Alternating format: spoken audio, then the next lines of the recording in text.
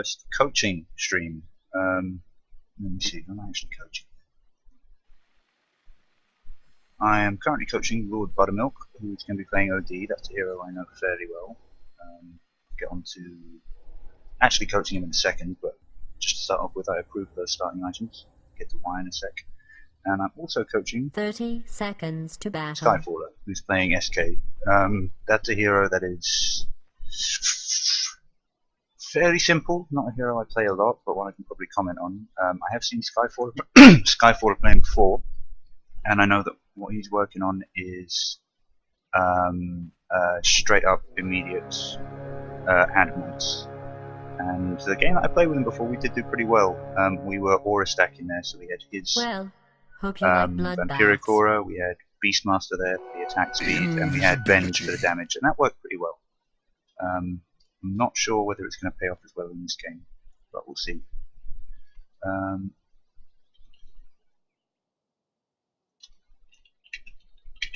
I did promise these guys that I would actually coach them as well, so I need to do a little bit of thinking. Into then Invisible Lich.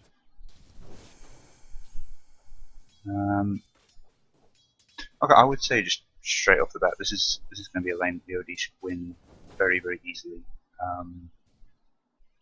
Astra Imprison, which should really have been his first skill, would absolutely nuke Lich's mana by taking away his intelligence, and that's particularly effective against intelligence heroes mid, because if you're going mid, you want to be last hitting, and if you're removing an intelligence hero's intelligence, you're also decreasing their damage.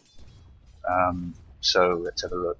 Once you get that up to say level 2 or 3 like you would in mid, even during the very early stages of the game, you're talking about 6 to 8 intelligence stolen every 14 seconds, and each one lasting for 60 seconds. So, I mean, just on the top of my head, that sounds like something like 30 intelligence taken off this Lich. That would take him down to about 20 damage. It'd be absolutely amazing. I should probably be informing Buttermilk with a little bit of this, but I'll watch for a little bit. First blood. As I said, Got it. I don't really know this build, but I've seen Skyfaller make it work. We missed that, but good job to him. Let's have a, what is the actual lane comp here? Like, Jakiro, not my favorite hero. Especially here, you know, we can see SK is having to back up a lot after he got that gank. He almost died, by the way. That could have gone the other way as well, very, very easily. I just don't rate Jakiro very well as a carry. Anyway, I'll get back to that. I'm being questioned. So yeah, I'll type this out to him as I was saying this, but is there any way I can just hook the camera to this guy? Damage.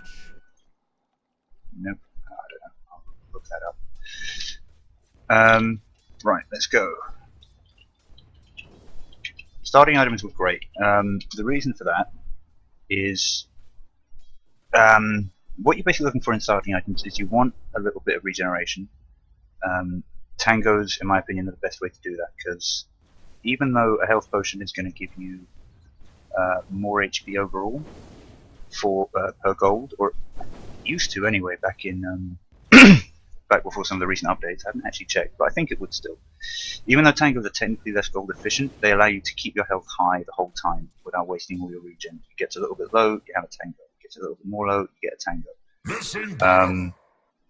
And the difference isn't that pronounced, really, between how much you would actually be healing. Beyond regen, you want stats.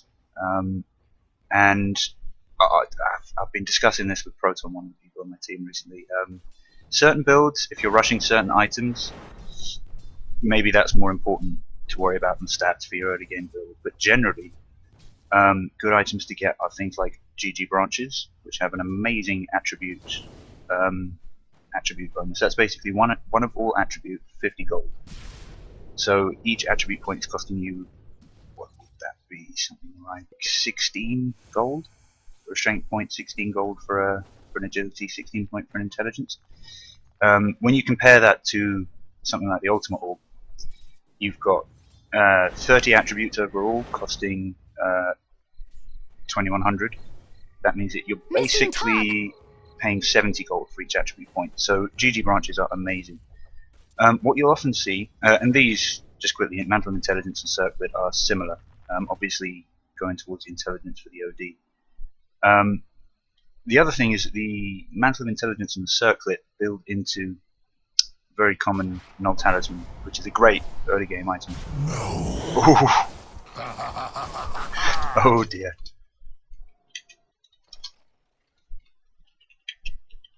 Radiant's middle tower is under attack. Lich is level 7 for no reason. Let's see if we can work out the reason.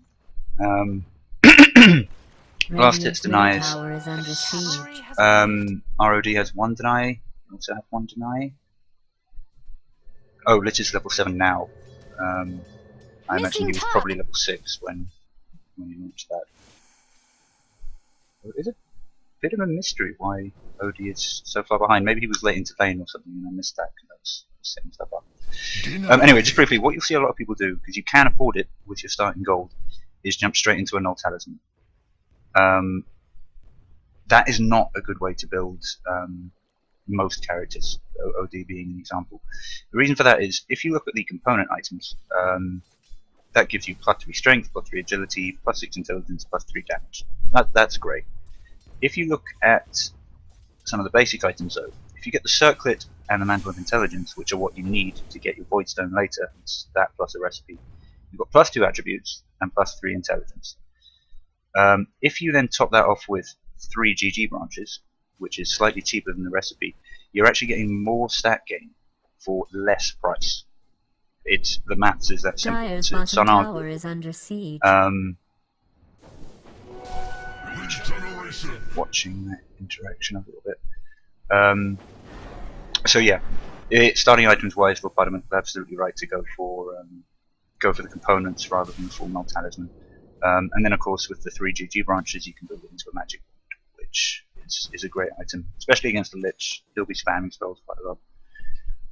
Now I'm just going to take a quick break and just type a bit to Buttermilk, because I did promise you guys some coaching, because I do play OD. So I'm just going to concentrate on something other than talking.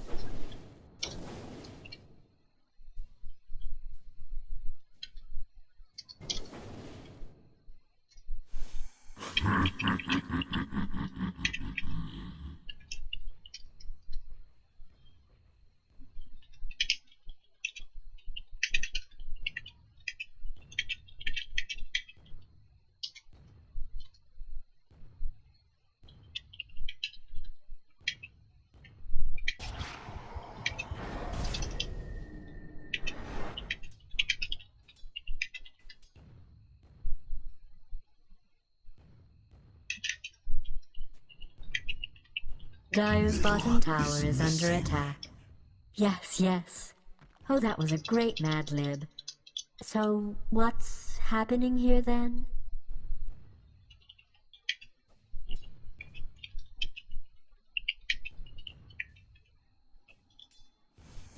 Oh yeah, she just didn't mean to. That makes more sense.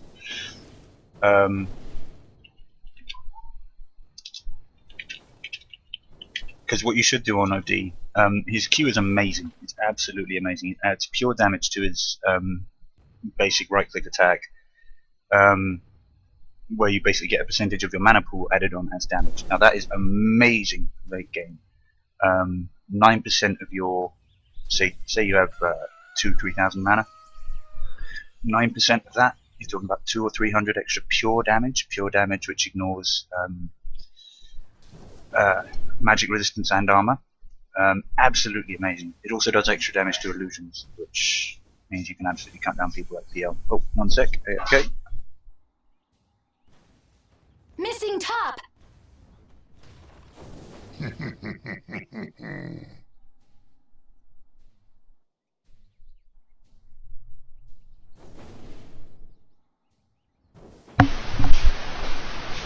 What was I saying? Yeah. Arcane Orb, absolutely amazing Q, but you need a high mana pool in order to make it work. If you were to be using it now, you'd be getting about 6% of 100, so about 50 extra damage. That's not bad. It's really not. And sometimes 1 point is quite useful just for if you are going to be going for kills. But Astral Imprisonment is a just absolutely amazing skill. 100%, especially early game. You're constantly draining your opponent of mana. If they're an intelligence hero, you're also draining them of damage. And you can also use it, especially in the mid lane, to force them to lose last hits. As they are, lining up for a last hit or a deny, imprison them, they miss it, you get it easily. Illusion. Absolutely wonderful way of just shutting somebody down, especially someone who's mana dependent.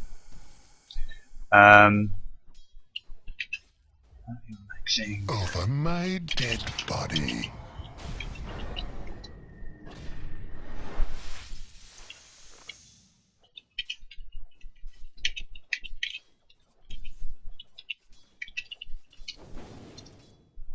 Middle is missing.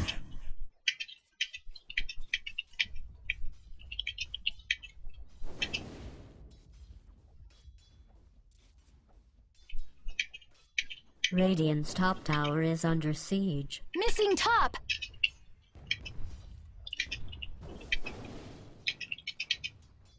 Radiant's top tower is being attacked.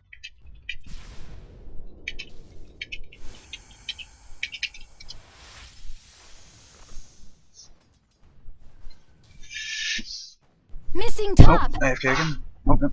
Never mind. The secret behind Odie's ult is basically the damage that it deals Dire's is an middle expression tower is of being attacked. a certain number multiplied by the difference between your intelligence and their intelligence. So standard way of looking at it is at level 3 it does 10 times the difference. So if you've got an intelligence of 200 and they've got an intelligence of Missing top. say 50, the difference then is 150, and that will do 1,500 damage to that hero. Obviously then it's a lot more effective against agility and strength heroes. They're the people who won't be getting agility items. Against people who've got higher agility intelligence than you, it'll do absolutely nothing, and that's what he's discovering now. He's fighting up against a Lich. The Lich has 51 intelligence, he Dire's has top tower is being attacked. 16 more than that, so that'll do 160 damage. That's barely anything. I'm just going to relay that all to him. Dire's top tower is under attack.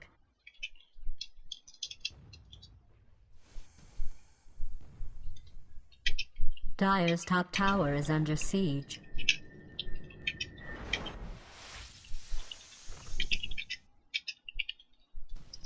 Dire's top tower is being attacked.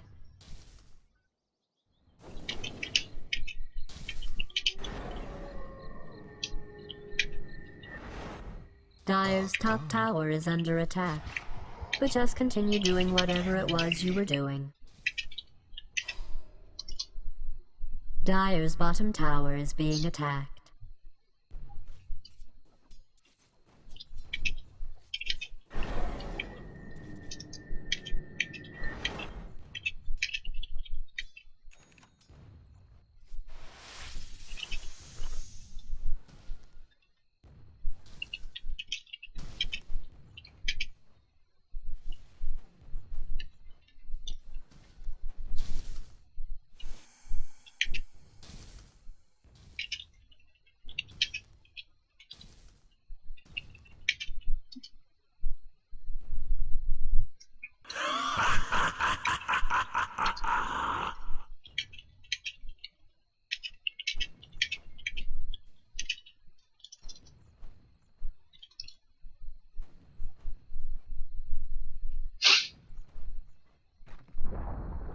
Dire's top tower has been denied. So yes, unfortunately he discovered there that Odie's ult not always the most useful thing. One thing, I won't bring that up now, I want him to concentrate on what he's doing mid. The ult can be worth a pick up if you're going in lane as well, and OD can work off lane or safe lane, depending on who he's laning with and who you're laning against. So yeah, Radiant's definitely middle tower is being attacked. I've actually just totally forgotten what sentence I was Dire's in the middle bottom of there. tower is under attack. Anyway, one other little slight. Oh yeah, ult in the side lane can be good simply because you'll often be going up against 2 or more Radiant's heroes. middle tower So the is fact that being it's attacked. not maybe doing quite as much damage is offset by the fact that you're doing that damage to 2 or more people, depending on how many people you're playing against.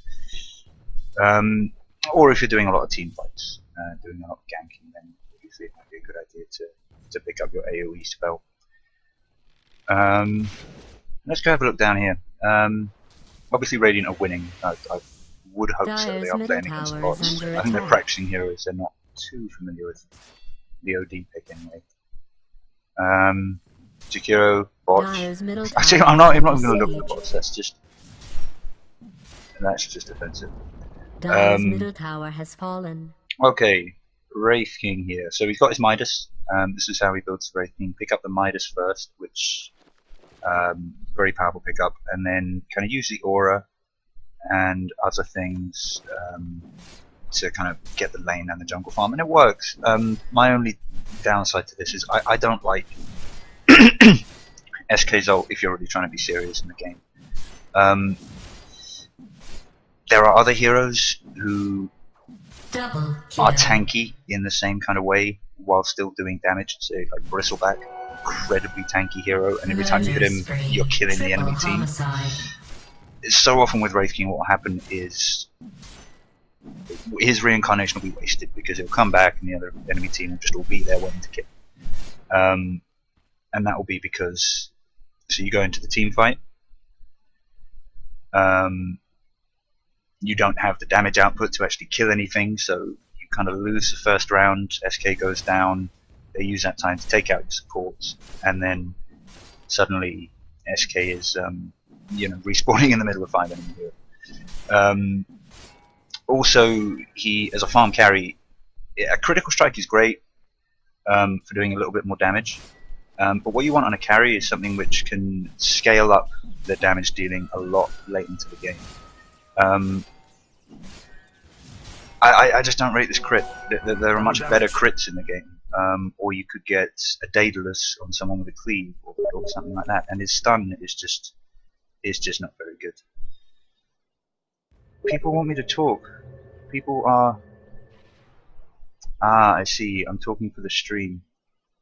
I'm talking for the stream, I'm not talking for the cast. If I talk for the cast, these guys will hear me and I'll feel slightly embarrassed. I've got people messaging me telling me to do more talking. Give me 1 second. Dominating. Curse you!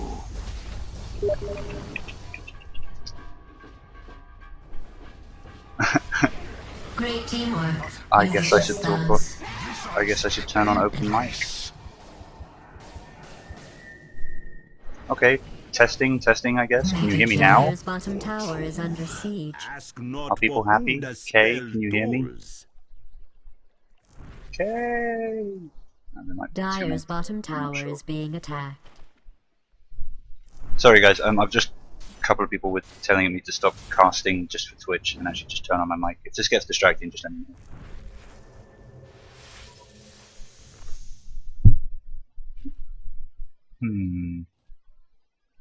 know. Anyway, sorry, yes, I haven't been looking item-wise. Right, sorry, Odie. Let's have a look.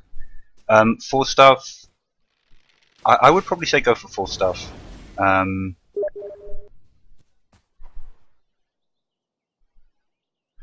Simply because you don't, as OD, you don't have any kind of escape.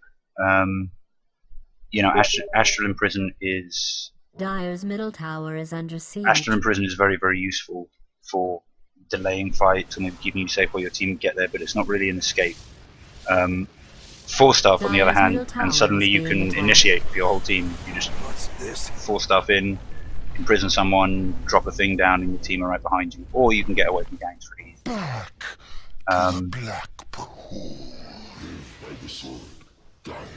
Just quickly, can you guys actually hear me? Buttermilk? Skyfaller? Dire's middle tower is under attack. I'm not sure they can. You're really losing now. Or winning. Well, back to my Mad Libs. Oh, perhaps they can't.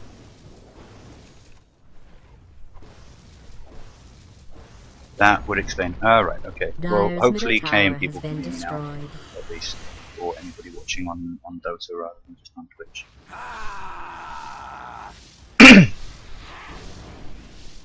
I'm just gonna respond quickly to questions that were asked there. Oh, looks like Buttermilk got off a decent ult there. Dire's Let's bottom see, tower is agility, under agility, siege. yeah.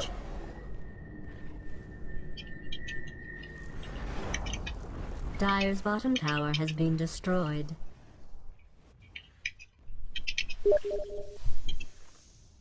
I can hear on Twitch. Good. Okay, so Twitch not entirely crazy. Twitch is actually working. Good. Dire's bottom tower. This isn't a total waste of time. My wings, my heart. But obviously the people in game can't hear me, so I do need to keep typing things to them. Tower is being attacked. Radiant's top tower is under siege.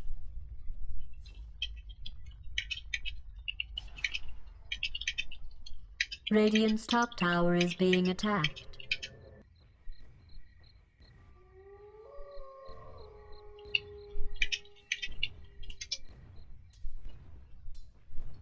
Double kill.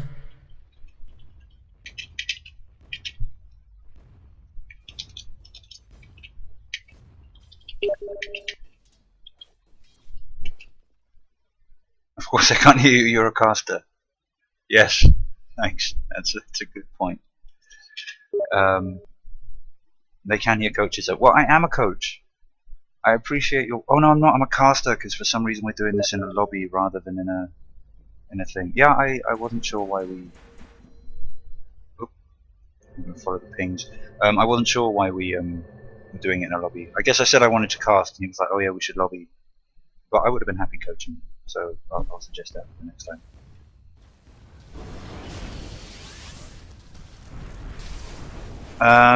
Okay, I'll hold off on the kind of next stage of the OD's build to just answer a question about the Midas. My opinions on it anyway. And I'm not a huge advocate of the Midas, so people who are might massively disagree with me and have a lot more to say and a lot more idea about how it can be useful.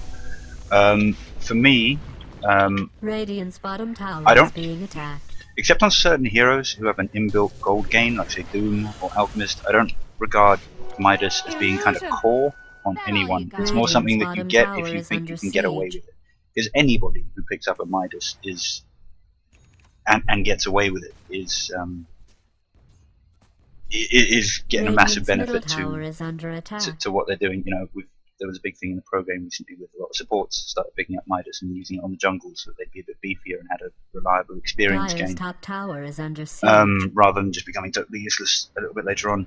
So on OD, I would say I don't think I've ever got one on OD, but if you think you can get away with it, do it.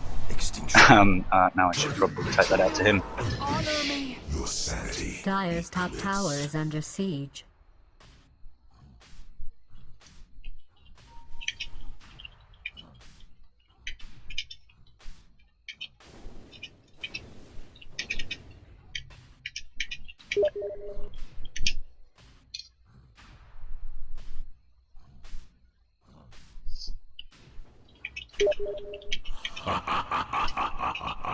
Dire's bottom tower is under attack.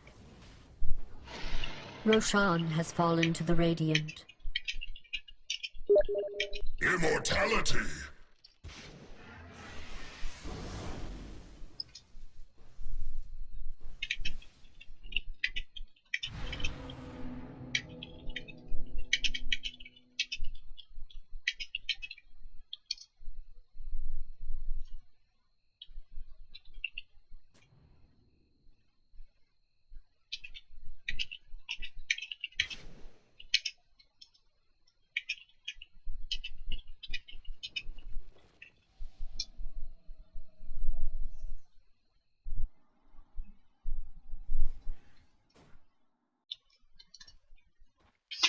So yeah, my next item for OD would you should probably watch what's going on there actually.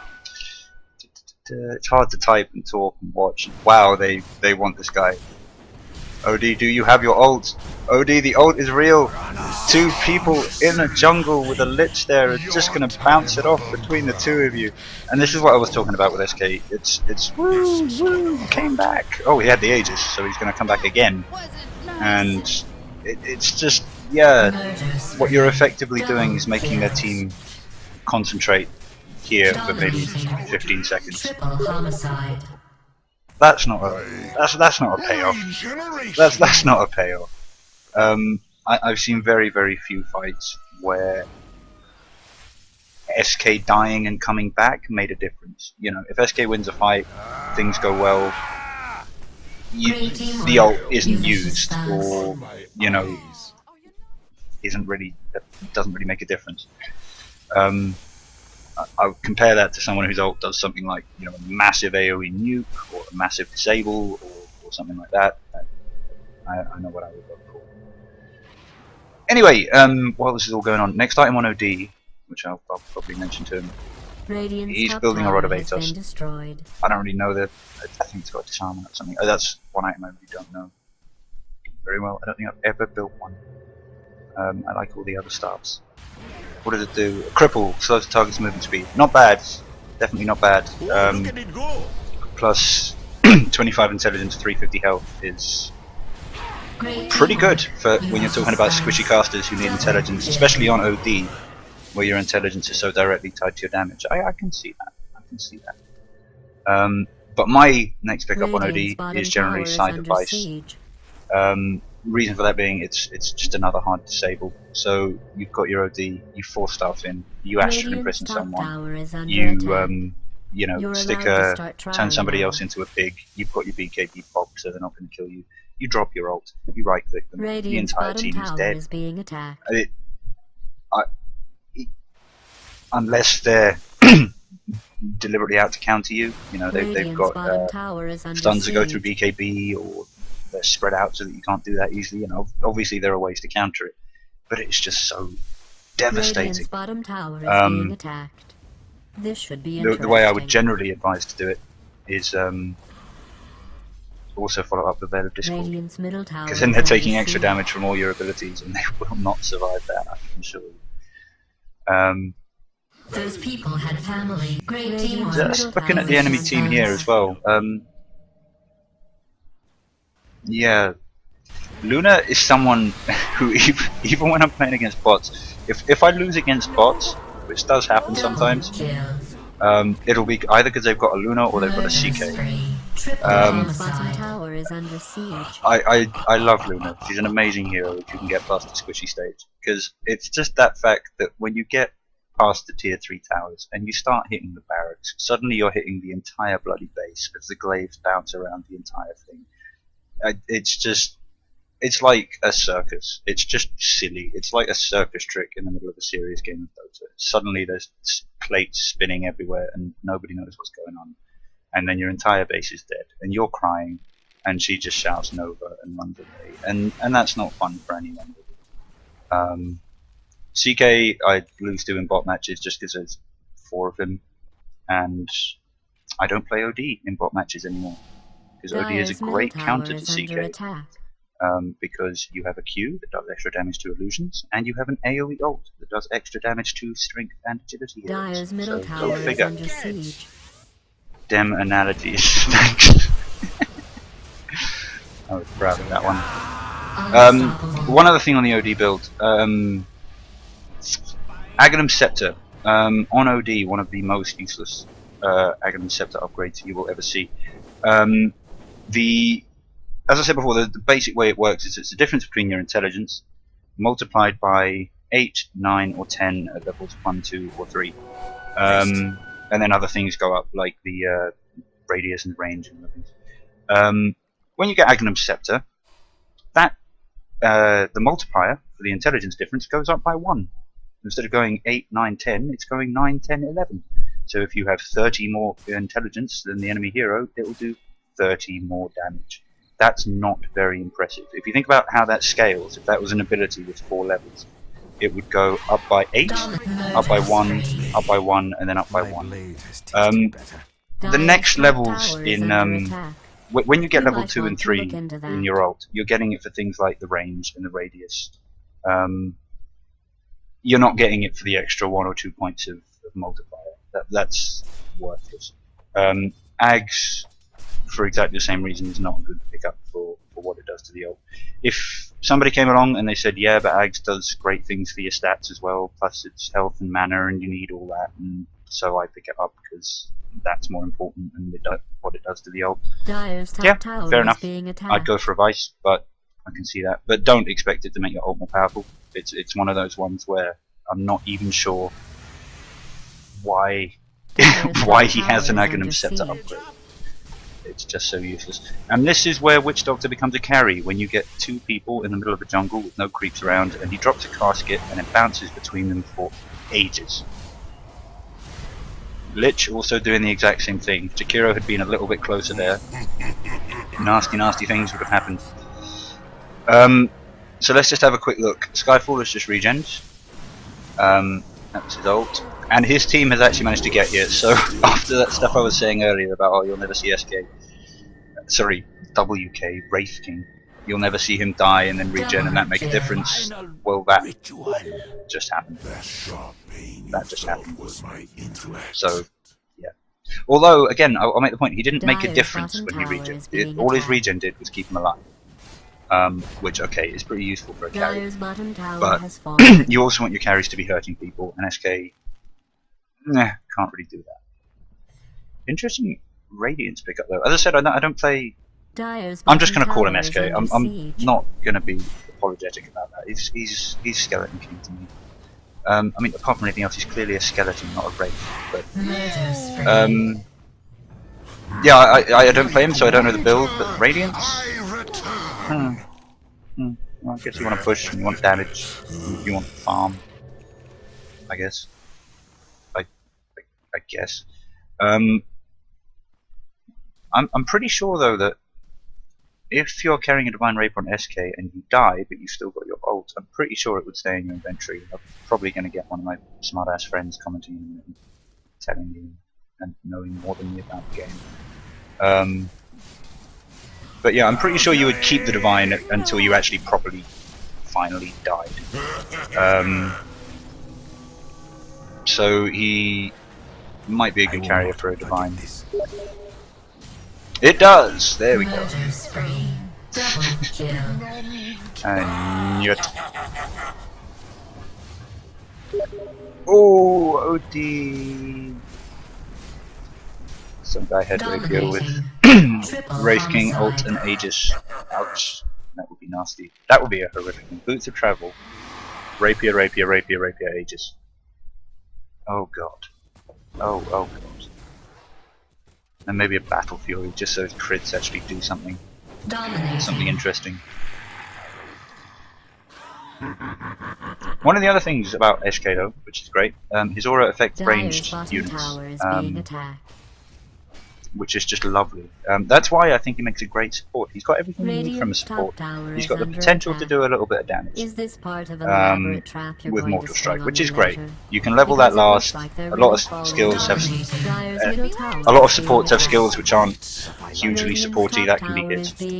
Vampiric Aura, so it's like a heal for your carry that doesn't cost any mana. It's amazing. And he's got a stun, and no, it's not a very good stun. No, it's not. Radiant's top tower is under siege. But it's there, so you know that's a thing. And also he's got his ult, and on a support, I can see reincarnation working because the whole thing about supports is they're squishy. Go into a team fight, and they're meant to be keeping everybody else alive, but the enemy team are going to target them first and just take them out. Makes it a lot harder to initiate on the enemy team if their support, even if you kill it, is just going to come back 5 seconds later and support again. You know, pop out the mech and the drums and the everything else. I might actually try that sometime. I haven't played a support SK in a long time.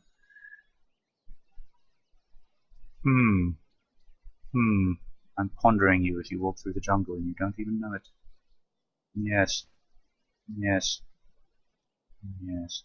Anyway, back to OD, who's the person I'm ostensibly meant to be coaching. Radiant's bottom tower is under siege. Something on OD I was thinking of mentioning earlier, didn't really get a chance. I quite often find my...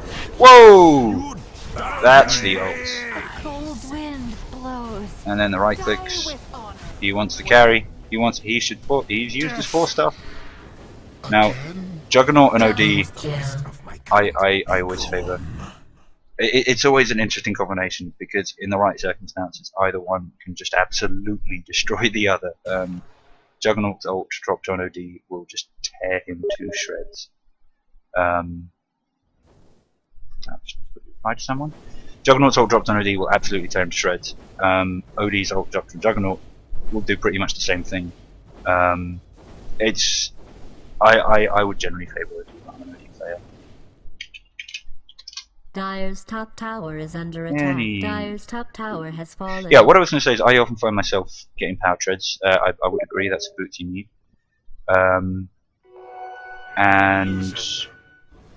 But what I often find myself doing, at least for the first stage of the game, to offset the squishiness of OD, is having them on strength. Just by default, it makes you quite a bit more survivable. And then if you're going into a team fight and you've got your team around and you know you won't need to tank, you can switch them to intelligence before you pop off your ult, just for that extra 80 damage. Unstoppable. Dire's bottom tower has been destroyed. I'm just going to really publicise myself a little bit here. No, if you don't mind. That almost sounds dirty. I'm just going to go publicise myself. Don't mind me. But whenever I see an opportunity to send my Twitch address out to someone, I'm going to be sick. I will take it. There you go. What do you think? Oh god. Go away. Double kill. Dire's middle tower is being attacked.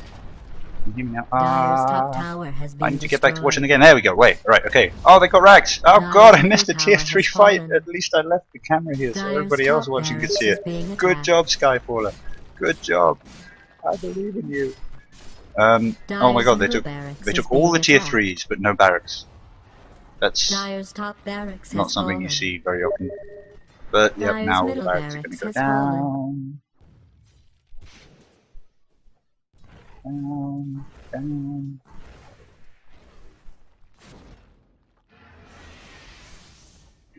How many of the enemy team are alive?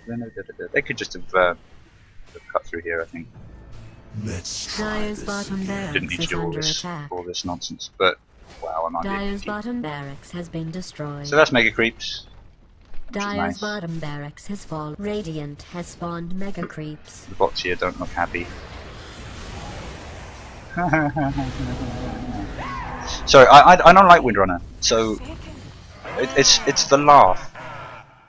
It's just I just want to punch her in the face. So when I see her dying in a match, I'm generally happy. It doesn't matter whether I'm in the match, whether someone I know is in the match, anything else like that. It's just oh dear, that was an excellent in prison. FYI. Prostrate yourself. I was You did. listening to something recently. It's a status effect I don't know much about, but I think it's technically called hidden. And there are only a couple of moves that do it. It's things like Astral Imprison, it's Shadow Demons, I don't know the name of it, but the equivalent kind of prison thing. And yeah, it actually removes you from the map area, and this is in terms of kind of technically what the game is doing, so it's not even very interesting. But yeah, things like in prison are interesting. Anyway, excellent game there, nice fireworks. OD did what he was supposed to. Just have a report OD.